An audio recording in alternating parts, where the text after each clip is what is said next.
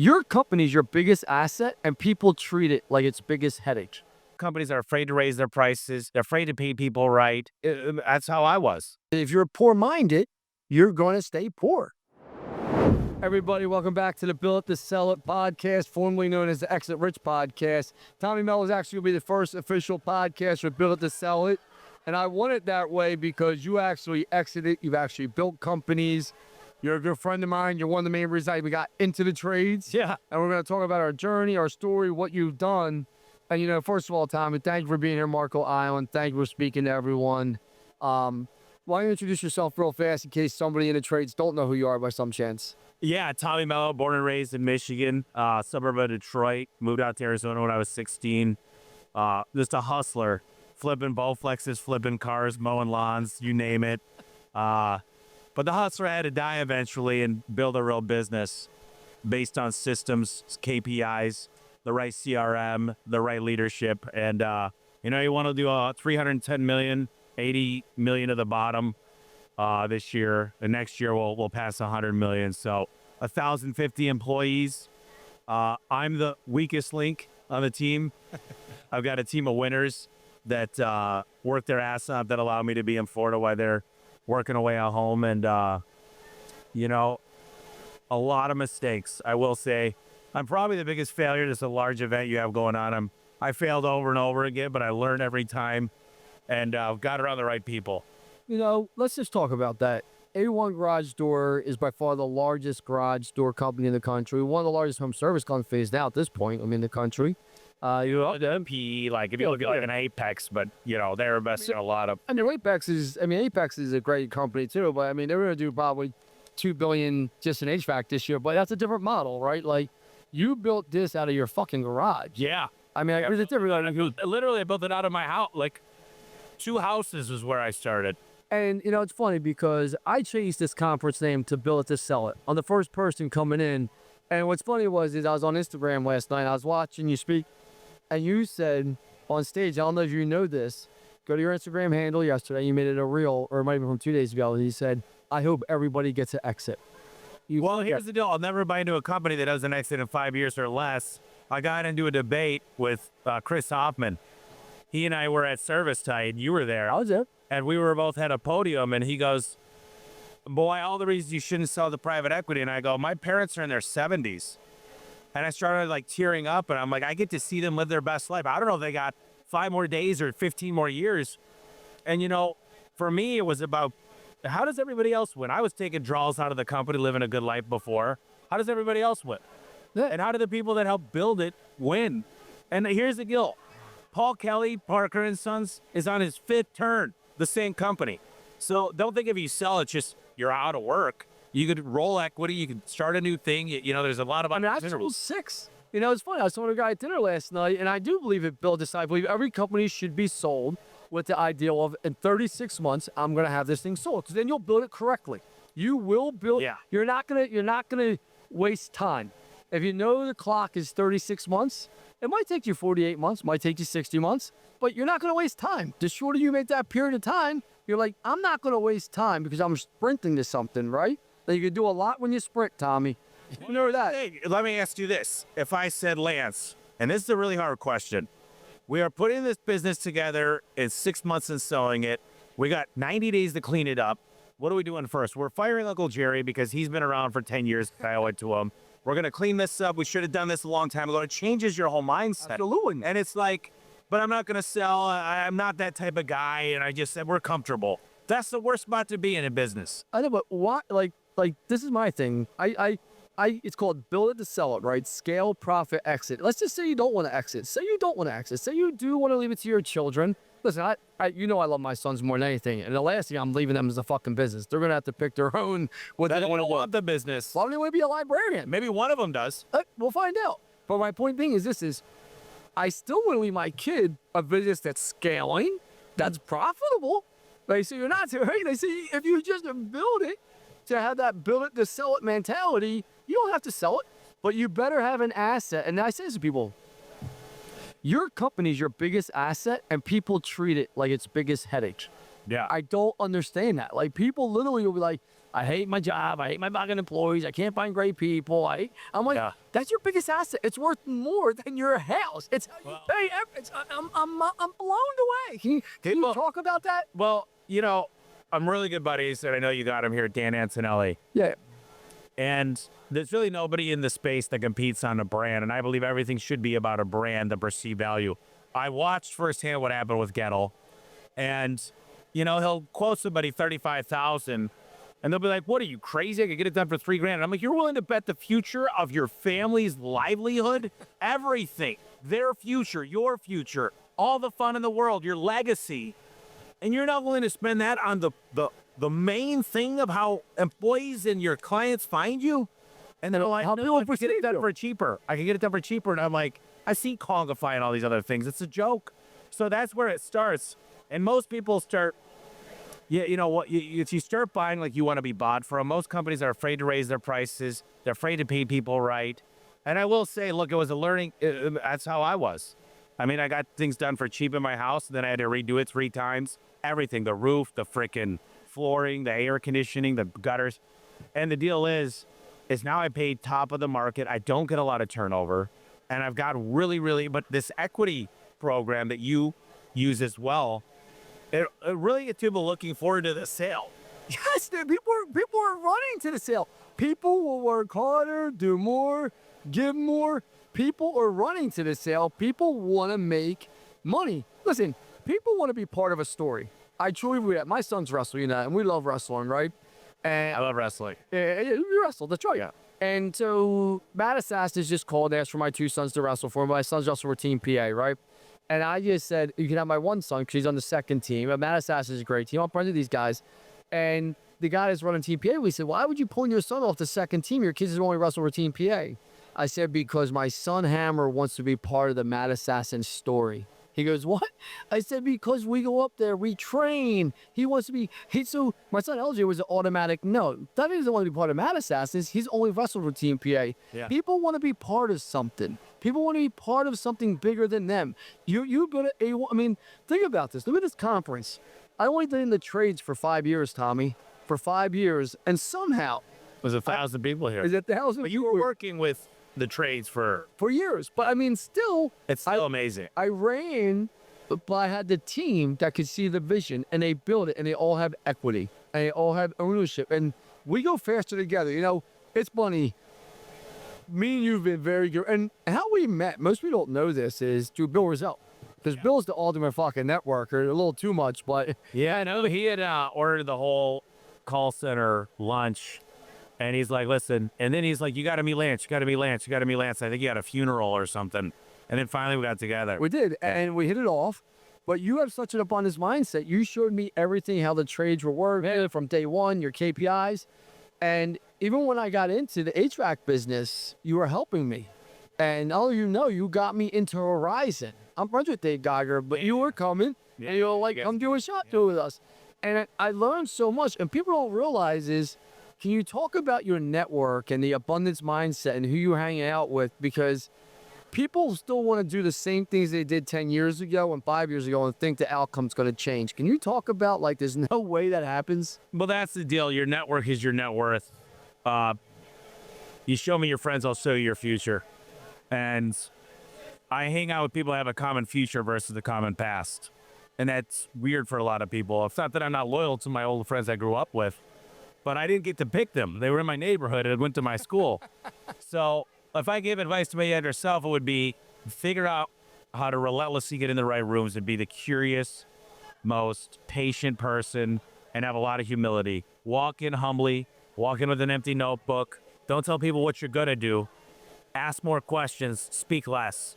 And I went to every $100 million shop in 2017 there was. I was like, I want more, I want more. And my team allows me to go be curious. They allow me to go do these things and jump on podcasts and meet authors and go to events. And I bring back a lot. And I say 70% of it doesn't work out. 30% of it helps us propel. And they've got a good litmus test that we know each other, we trust each other. And if it's not going to work out, it's okay. And one thing I learned about myself is we cannot move as quickly as my ideas happen. So I've got to be kind of careful on what I release at what times. But I'm building a company in which it will be able to handle all of my ideas. Because 10 years ago, I could only handle one a year. Now I could handle 10 a week. Eventually, it'll be able to handle everything I got. And that's how Jeff Bezos runs his business. Here's a question for you. Right now around P, there's so much bad. You go to social media and you see all these fucking comments. So people that never sold a company saying P is bad. You're a trader if you sell out, and that P is going to mess up your company. We both know there is some struggles that P has, especially when you sell any company. There's transitions, there's this, there's that, right? But overall, the success rate in most private equity firms is pretty high, correct?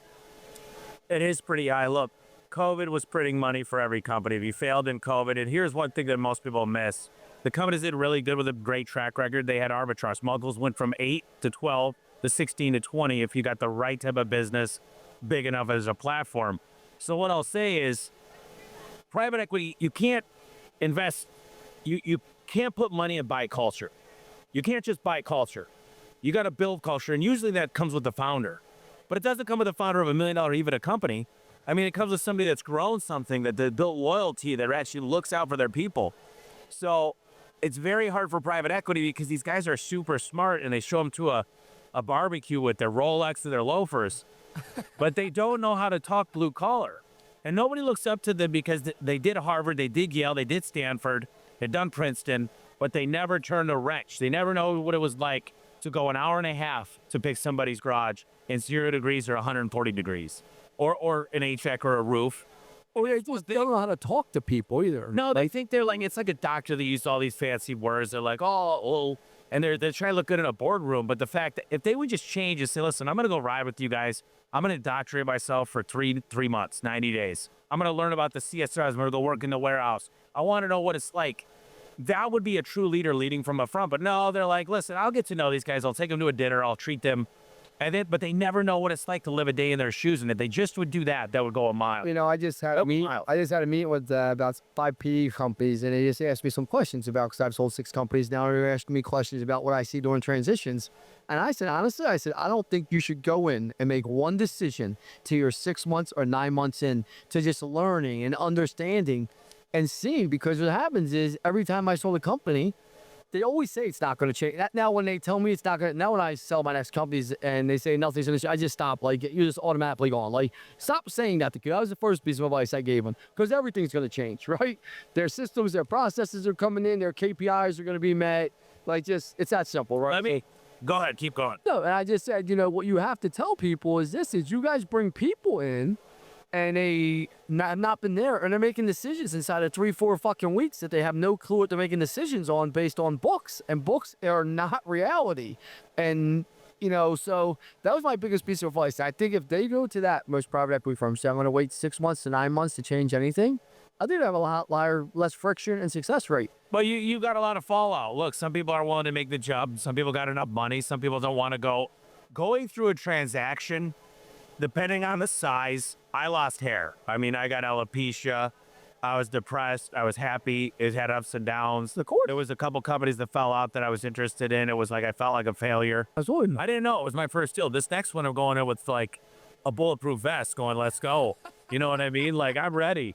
But here's some questions you should be asking. So what does ABCPE company do better than anyone else at helping a company like mine scale while keeping the soul intact? How do you think the relationship would look like if A1 and ABC company did a deal? How do you define success? When you look at A1, what's one thing that stands out as the biggest lever for value creation? I mean, look, I've done a deal and I'm still doing this stuff. I'm setting myself up because, listen, I'm not the seller. I'm the buyer of who my next partner is. I'm a badass. I mean, I'm going to tell this company, look, you got a freaking rocket ship right before it hits the clouds. But we're going out of this freaking galaxy. So you're getting a deal because, listen, I'm not going anywhere. And we're on the precipice of just making history. But most sellers, it is the reality. And this is where I got to bring it down to the real world. Most guys are not you. And most guys aren't going to stay. Most guys aren't me. They're not showing up to selling 6 fucking companies and still working and putting on conference. It's not going to happen. Listen, I've sold 6 companies. None of my partners work. Yeah. All right, let's be honest. Like, they're just not. Well, you find these companies, and I think your value proposition is You guys have tried a long time. Let me come in. My systems have been proven. I've got the proven track record. They never were really, and I don't mean to insult them, but they needed the Lance Bachmann special sauce, the great team, the understanding the numbers, the lead gen, which you do absolutely well, the motivation, the hiring skills. So they had something good, and you went on and made it great. So that's it. And then, And it's a win for them and a win for me, but they're not staying with the seller. I don't think the buyer's like, dude, make sure that guy stays happy. They're like, they're looking at the story going, well, he was doing 200,000 EBITDA before you might have met him, or whatever. Not even sometimes. Not even. And what it is, but they do have a role in the transition, but they come in and change. And I think private equity is the best thing that ever happened to the home services. Man. It changed my family's life. My family has financial freedom. Right? I have financial freedom. Me, my kids, I never got to work again. My kids don't got to work if they want to work. What do people want? What do they want? To go keep doing their thing for 40, 50 years and just making, like, they don't want the multiples to increase. They don't like it because these guys come spend a lot of money. You know what? Like, it's just ridiculous. But it's just a closed mind, broken person that literally, winners focus on winning, losers focus on winners. And the fact is, these people, I've been around them a lot, and it's like a cancer. It's like the worst thing you could be around. It literally brings the whole room down. They never have anything good to say. They're the people moping on Facebook. You look at their track record on Yelp, it's all 1-star reviews. Google's worse. They're the first one pissed off if something comes in wrong with a server. You can see how they treat people around that. And it's like, how is your family still even around you? Like, you are like the enemy. You're like the devil. And a lot of these people, it's like they got this negativity bug. And you call me, you know what? I got a busted leg. Things haven't always gone right, but I'll never get on the phone and say, dude, my life, I'm smiling, I'm excited, I'm looking forward. I'm like, this is just a road bump. It's going to come back stronger, better, faster than ever. I don't ever get disappointed. If somebody calls me, I don't want to be, there's times that I need somebody to lean on where I'm having a hard week or whatever. And we've all gone through a death in the family, sometimes Cornwall with mom, whatever that might be. Bree and I might be arguing, whatever it is. But I don't want to bring that into, like, I want to be somebody's source of strength, not I'm killing the whole room with this vibe. And not to be biblical, but I heard a saying, and I was talking to someone, they said, there's always going to be the poor, and the poorest the poor, and that's just going to be poor on them. And I was like, holy shit, man. Like, that is so true, because if you're poor-minded, you're going to stay poor. And, like, no one teaches you to think rich. No one teaches you to think, like, when I came to Vertical Track, and you asked me to be the keynote speaker, like, it was... up, yeah. I did throw up before I went on stage. But, like, I literally changed my life. Like, I saw Travis free. I saw the money. And I knew at that fucking moment I was coming to home. I was already doing. You doubled your prices. I saw you get with Bill and your whole team. We did. We increased. You doubled every price. I think you said you lost 3 clients in all your business. 3 clients. We increased our pricing by 15 or 20%. And I'll never forget it. I walked off stage. I asked Travis for time. I huddled my whole team up. And I said, we're raising our fucking prices today across the board. And we lost. Not only did we lose, I think 3 clients asked us to keep it the same. And we did.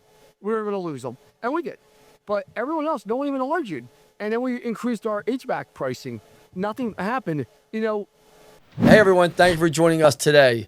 I want to give a quick shout out to our sponsors, Service Titan and Rilla, our technology of choice to helping us scale and grow our business and making sure all of our viewers have the technology to scale their business so when they want to sell it, they're able to. Yeah, I got a good story about that, but here's the deal, Lance. Find out how much you could charge at the absolute max and then double it. That's what Alan Rohr teaches. Dan Kennedy said charge the higher prices you could charge without smiling when you give the price. Like, and the deal is, that's how you offer great service. I was just telling the story earlier to my buddy, Keegan. Yeah. I was at his house earlier, and I go to Steak 44, right? This restaurant, it's really nice. It's $80 to $120 a steak. Now, it comes out on a 500-degree plate.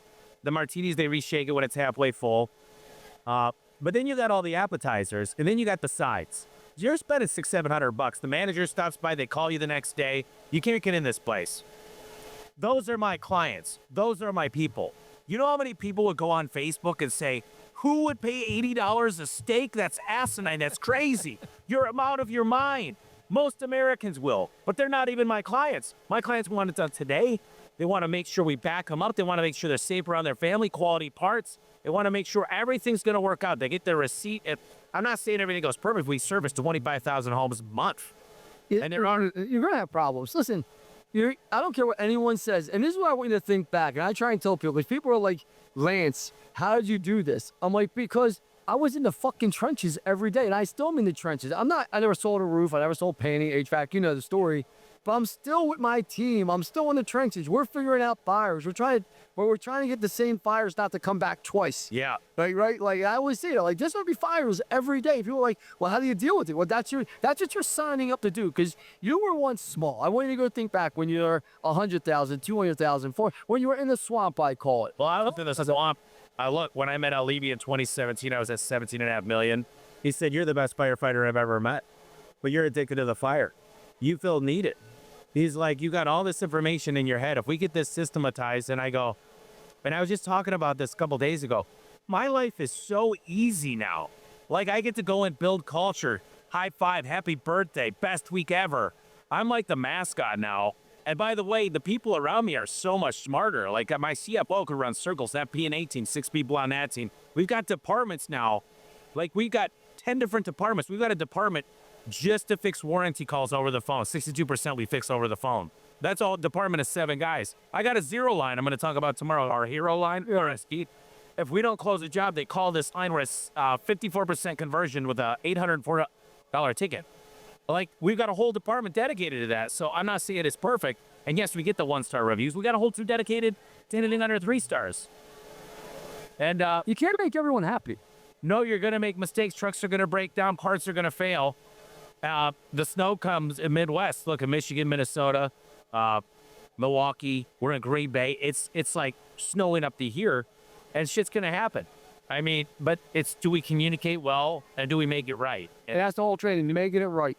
What was the biggest hurdles? You deal with people all the time. You do free shop tours like I do. You have the abundance mindset. Like, what's the biggest hurdle, do you think, stopping these guys from growing? Because you meet the same people. They come to your shop tour twice. You'll meet them again a year later, and there's not the same fucking number. And here you're thinking, my businesses are all growing. They're all accelerating. What do you is it their mindset? Like, help them out, because there's something that's not connecting you. Well, my manager, I'll give him a little shout out. JD in Tucson wrote a book, Nothing Changes If Nothing Changes. And he wrote the book based on A1, and he goes, this whole thing, Tommy said, next week's going to change. And if you're not comfortable with change, and I'm working with 5 personal consultants for myself. My COO's got a consultant. I'm out visiting, talking about shop with other companies. I'm researching the top companies and getting access to them, because now I got access. And if I give them enough value, somehow they repay me tenfold if I listen enough. But so I think the biggest problem is some people think they got it all figured out, and they're very selfish and self-centered. They want to be the center. I was this. And they're afraid to trust. I will say they've been burned so many times that they go, last time I trusted somebody, he walked out with 3 of my guys. Absolutely. And so you got to rebuild your trust. You got to put some things in place, like non-disclosure agreements. And if you give equity, it prevents them from doing anything. There's like actually handcuffs. There's a lot of things that happen when you do it correctly. But you learn these things over time. But a lot of these people, they don't dream big enough. They tell you always what they're going to do, but they never do it. They never implement. They never integrate. There's always a fire that comes out of the blue. And you look at the people they have working for them, and I'm like, you walk in their office, the paint's got smudges, the carpet's stained, it smells funky. And I'm like, I would never want to work here. So the first thing is, how do you attract the right talent that'll run circles around you? And then, look, you got to be a student for life. You research, I call it R&D, rip off and duplicate. And if you go in and do it enough, and you can make a small change. And I'll tell you, the founder gets in the way. It's the bottleneck of most businesses. I stay out of my way of my people. That's why I'm here. I mean, they like it when I leave. Listen, it's funny you say, what'd you say, rob and duplicate? Rip off and duplicate. Okay, so R&D. So I say to my sons all the time, I never had an original idea in my life. If I see success, I just do it. Monkey see, monkey do. Yeah, you say that a lot. I just, anything you've done, I just, Tommy's successful with that. Fuck it, I'm going to do it. Why reinvent the wheel? I mean, everybody's putting on a whole new clinic, way different than I did last. And I got all new slides I've mostly never done before. And here's what I was telling people. Listen, I'm not going to reinvent the wheel, but I'm probably going to throw a new pair of tires on it. Yeah, I mean, there's nothing wrong with that. And, and that's where, like, people are like, 'cause I know people, my social media presence is growing, and they're like, how do you keep growing home services and you're not a home service guy? I'm like, you don't have to be a home service guy to grow a home service business. What you have to be is have a great leadership team that understands people. I'm in the people business. And when you understand people and you're a sales organization, if a roof goes wrong, I got to fix the fucking roof. If a garage door goes wrong, you got to fix the garage door. That's just like down here, level 1 shit, right? Yeah. It's really how you motivating people, getting people excited to come every day. Train correctly. Train. Listen, I was pre-dental. Let me see those teeth. Oh, nice teeth, buddy. Pre-dental. And took anatomy, physiology, biochem, organic chem, advanced calculus. Went and interned with a dentist, getting ready to take the DAT, which is the test to get into dental school. Guy says, listen, Tommy, I've hung out with you the whole day. I like you. I'm 47 years old. I'm $320,000 in debt. He goes, the guy that owns this practice is not a dentist. He's a businessman. He goes, what do you know about business? Because I'd highly compel you to go get a master's degree in business. Now, what I'm saying here is I could run 1,000 dentist office. 100%. Because I know how to treat people and I know how to add value. There's some nuances working with insurance companies and cosmetics and stuff, but literally I should us. But here's the deal. The trades are basically AI proof. And look, I like where we're at. Everyone's getting into trades, which I was like, are you worried about all the competition? I'm like, dude, I met these guys. No. I mean, I hate to say that's why I came into the trades. Yeah, well. And that's what made me run to it. Like what you said, I met these guys. I'm not going to say anything negative, but like, let's be honest, there's not a lot of guys going out there splitting people's heads wide open. And the guys that are really good PE, they're very greedy. They're very they want it all. And there's got to be a hybrid of the giver, life gives to the giver. You can have anything if you want in life if you have enough people get what they want, Zig Ziglar. Life gives to the giver, but you also have to get priced right. And that takes training and delivering value. And in understanding this is not a cost, this is investment into your home and your family. And when that's done correctly, you know how many clients have said you cost double what the other guys did, but we're going with you? Of course. I mean, that happens daily. Of course. And listen, people want to experience. First of all, I think the stat is, you can chat GPT it, 17% of people are price shoppers. Doesn't matter in home or not, right? So they're price shoppers, right? 80, that means 80, what's the reason you didn't get the other 83% of the sales? Was it follow-up? You didn't give an experience, you did not prove value. I believe 90% of it is people just don't ask.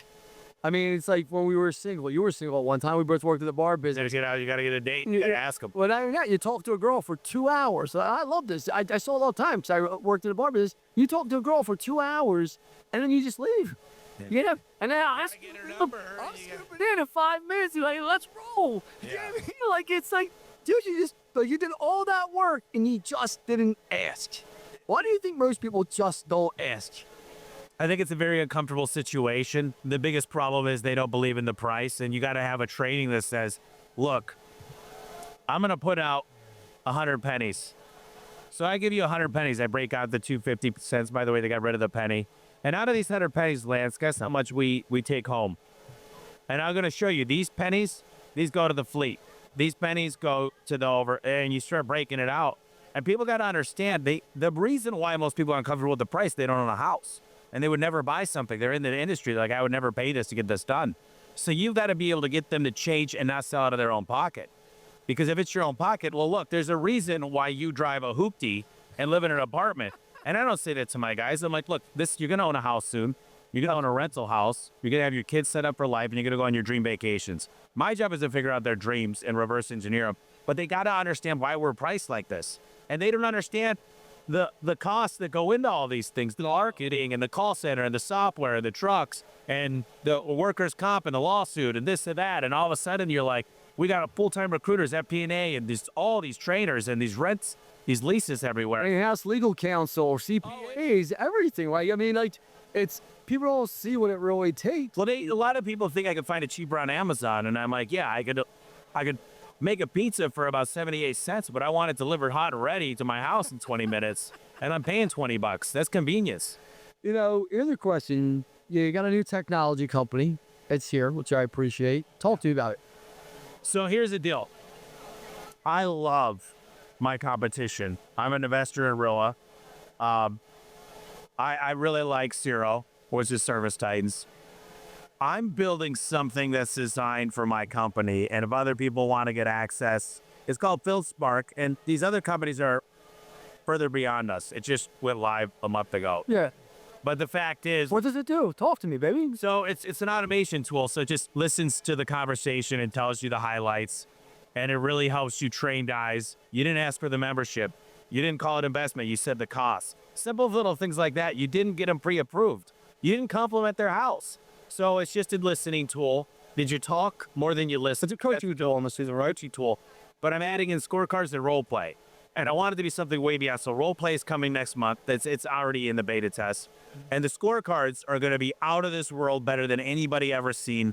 It's better than any single CRM. It's got their leaderboard. It's just light years ahead. And I wanted something I could actually own the outcome and build. I wanted something I could win at. Look, I know for a fact that if I got the money to develop this product, which I do, I'm going to build a better product for my company than anybody else. Absolutely. Because that's why I wanted to do it. And if other people want to partake, great. If they don't, I don't really care. Because I'm not, the software, if I make money doing it, great. If I don't, A1's going to win. And if it gets me an extra $10 million EBITDA and an 18X, that's 180 million. I own half the company still. That's $90 million.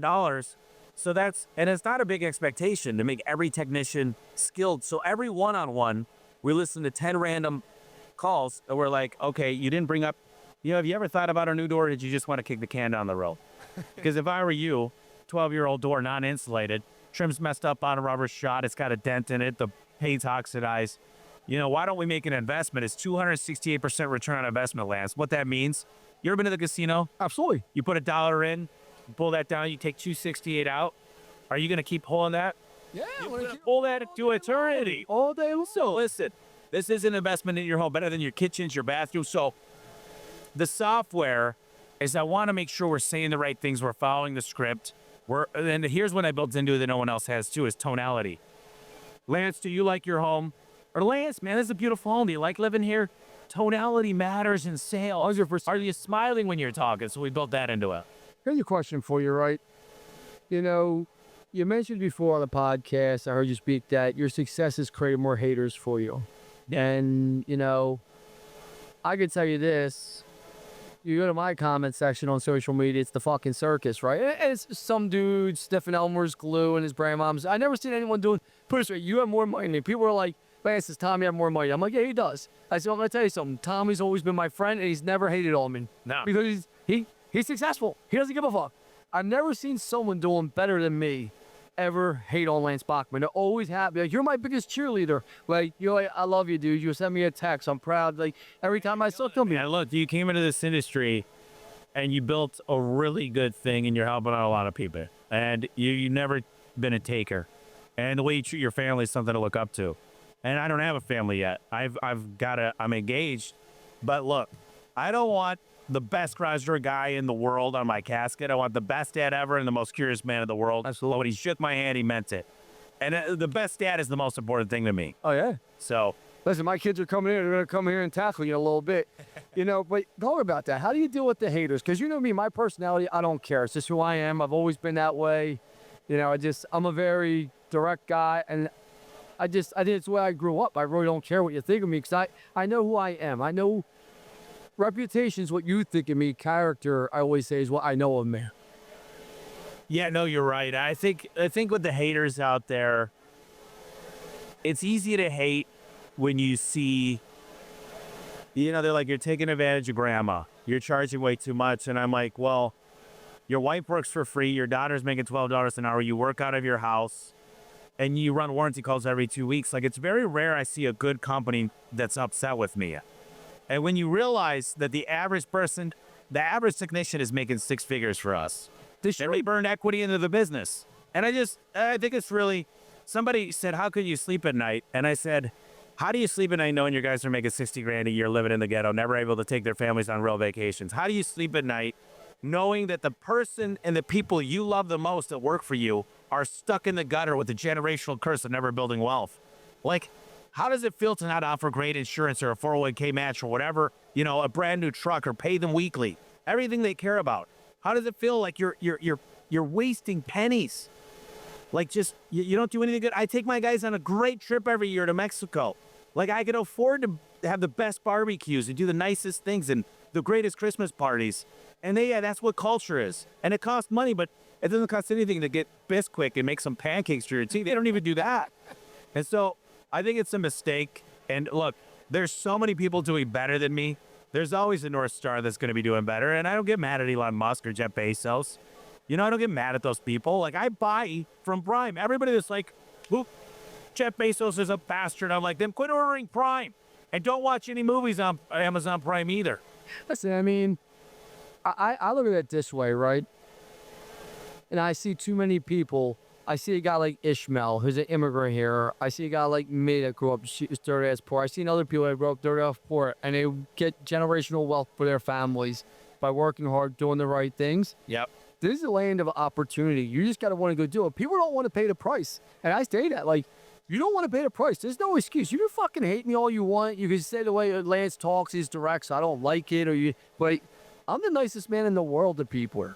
I'll give you the shirt off my back. I'll do anything for you. I'll help you out in any way. I'll open my home. I open my, whatever you need. But if you want to say I'm your problem because you're a failure, no, you got kids that know you're the problem. That's the truth. People always, especially the lowest level people, they're always pointing the finger. What they got to point the thumbs.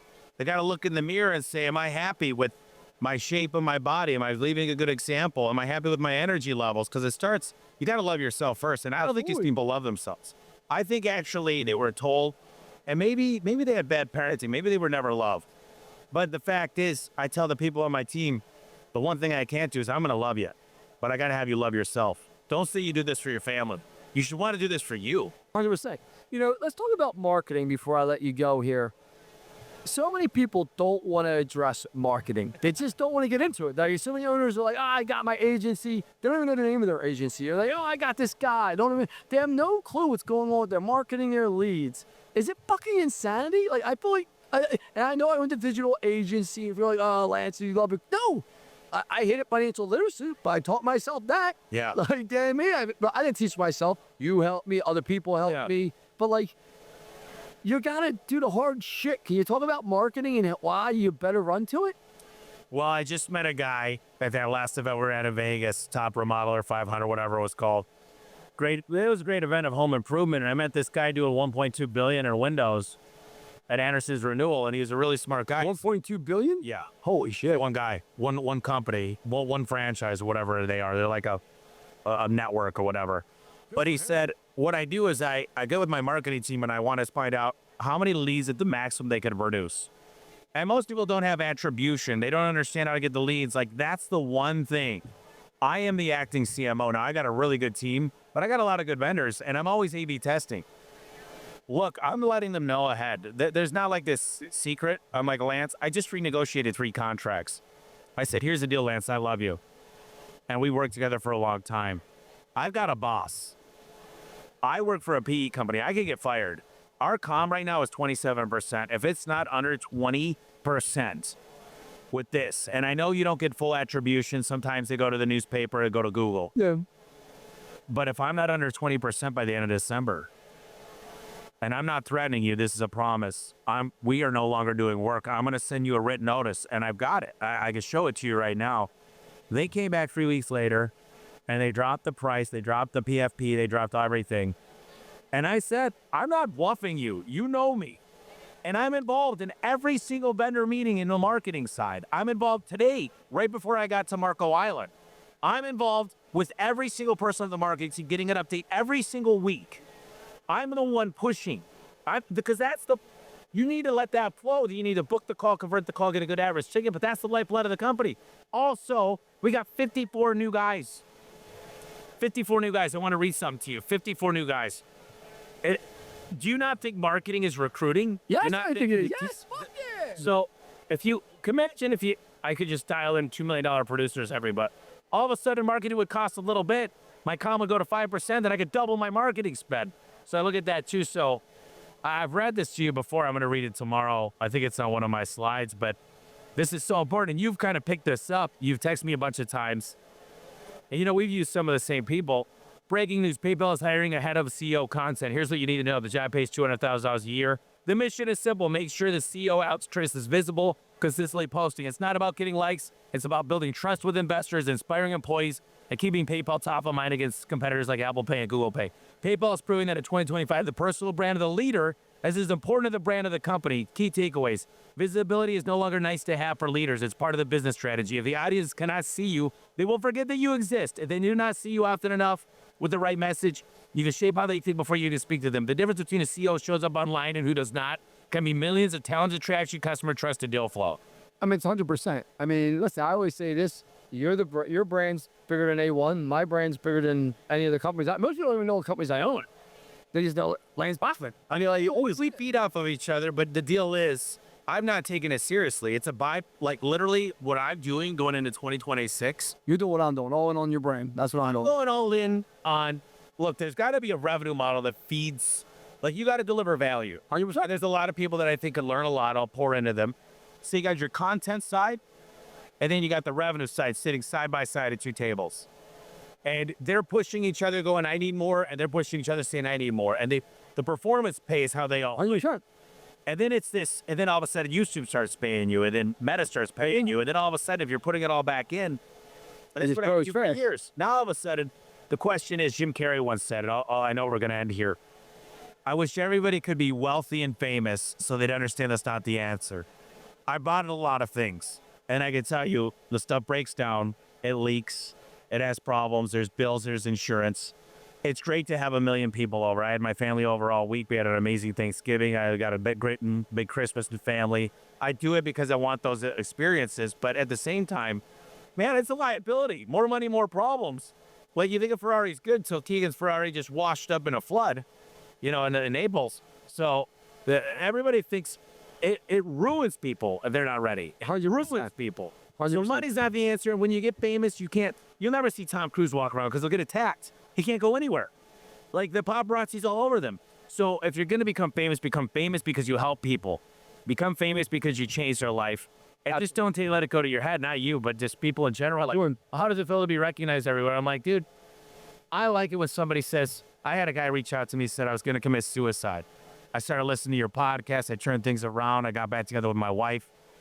And that was like, that's about as good as it gets for me. 100%. That is, listen, I look forward to seeing you speak tomorrow. I appreciate our friendship. If you need anything, let me know. I love you too, brother. Thank you, guys. Thank you. All right.